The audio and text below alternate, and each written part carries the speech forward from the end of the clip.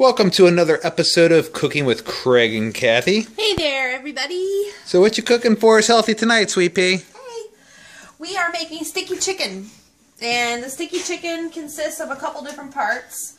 The first part is you have to make 2 different batches of sauce. I don't know if you can zoom in on this, but this is a batch of sauce that gets made for the top of the chicken once it's already semi-cooked in a pan.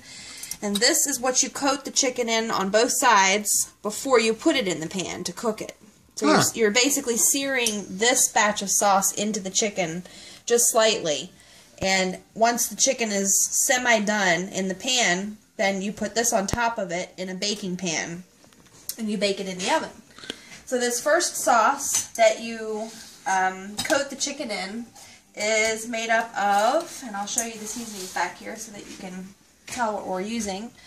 The first one is, let's see, cinnamon and cumin and Mexican style chili powder. That's what I use. You can use regular chili powder, but I like the flavor of this one better. And that's the first one with a little bit of salt and pepper. And then this one back here. That's the spicy one, right? Both of them are a little bit spicy because this first one has Mexican style chili powder and pepper.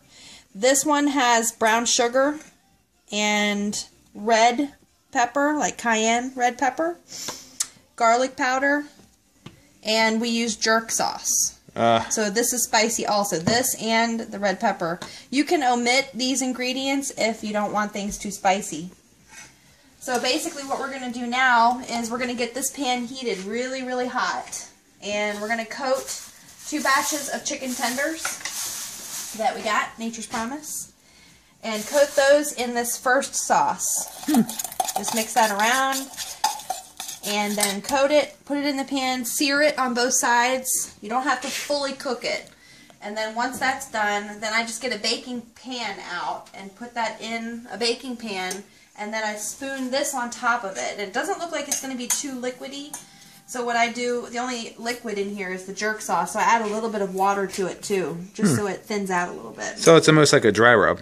It's like a dry rub. But what happens is when the brown sugar melts, it makes kind of a liquidy, thick sauce that goes on top of the chicken. So, but you do have to add a little bit of water to this. And then it eventually gets really liquid and tastes really good on top of the chicken. Cool. So it looks, okay, so it looks like now you have these all coated and you're putting them in the pan. Yes, I'm still coating them. I still have a little bit left. So I'm just coating them really good with that first sauce that I told you about. Okay. Can I try one now? And I'll post, no, I don't think you want to eat it now. Would I get worms? Get sick, honey. You'll get worms. You'll get sick.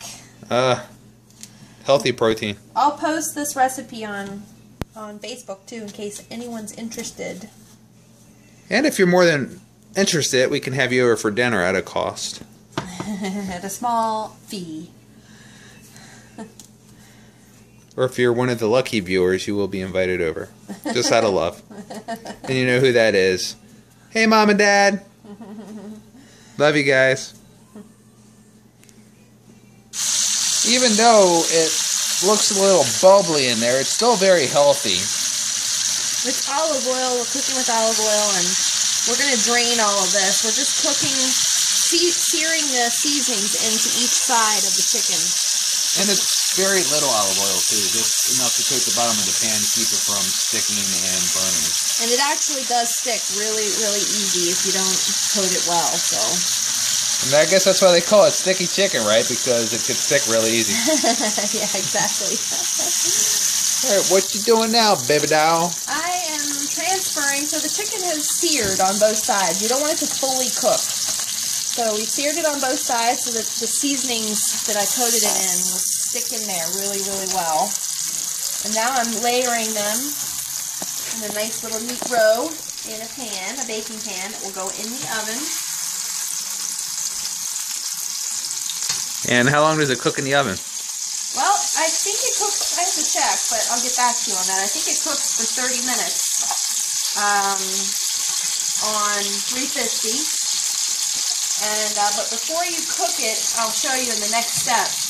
that you have to take this other second batch of seasoning that I made with the jerk sauce, and you have to put that on top. It forms a glaze as it cooks.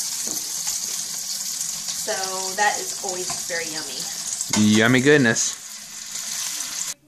Alright, now is this the last step? Hey everyone, this is the last step. What I'm doing is I'm taking this other sauce that I made that has the brown sugar in it, and I added a little, it was very dry when I showed it to you before, and I added maybe a teaspoon or so of water and just mixed it all together so it makes this kind of a sticky, thick, kind of goopy mess. And I know it looks goopy and gross and not so good right now, but when this bakes in the oven, it melts and makes a very nice, flavorful, sweet, but yet spicy sauce. And it's very, very good. Isn't it, honey? Very, very good. It's a yummy delish. Take our word for it. It is good. Even if it doesn't look good, you should try it because it is good. Now, the recipe actually calls for 2 full tablespoons of jerk sauce, but we actually cut it down to about a tablespoon because if we did what it was calling for, it would be very spicy. Yeah, so when I post the recipe later, all of the hot seasonings, like the red pepper and the chili powder and the regular pepper and all that stuff, the jerk sauce, minimize that by at least half. So otherwise your mouth is going to be burning. And we just like a hint of the spice. We like spicy, but we don't want it so spicy that we can't eat it. So my recommendation is to do, if it calls for a tablespoon, you do half, or a teaspoon, you do half. So it's not too bad. Unless if you have an iron stomach and you can take that sort of thing. Yeah, unless you like it really hot. That's okay. I like things hot. I could eat a habanero all day long, but with this, no way. I have to cut it back. It's just good to have a little bit of spice and a little bit of sweet, and not too much of any one thing. So. And if it was a little hot, you could always have a little bit of wine as some anesthesia there. Which we do. So I think I hear the cattle bell ringing, so does that mean it's almost dinner time? Hey everyone, it's almost ready. What else are we having with this scrumptious dinner? We are having angel hair pasta. Ooh, by Rice-A-Roni. It's in a blue box, and you just add milk and water and butter. And I use the I Can't Believe It's Not Butter spray. We have fresh corn on the cob back here. Oh my, look at that. Oh. And I think the chicken is ready, so I'm just going to take that out now. Oh my god, I can't wait to see it. I can smell it. I wish we could share smell. I know, it smells really good. It looks a little brown on top, but it's really just the seasoning that forms and kind of forms this kind of a glaze on top. And it's kind of a thick glaze, but it tastes really good. Sweet and spicy. Just like you. Thank you for watching another episode of Cooking with Craig and Kathy. Hey everyone! I hope you enjoy as much as we enjoy eating this. Hope you all are doing well tonight, and try to cook this meal because it's really good. Oh, I love it. Have a good night! Night all. Bye! Bye.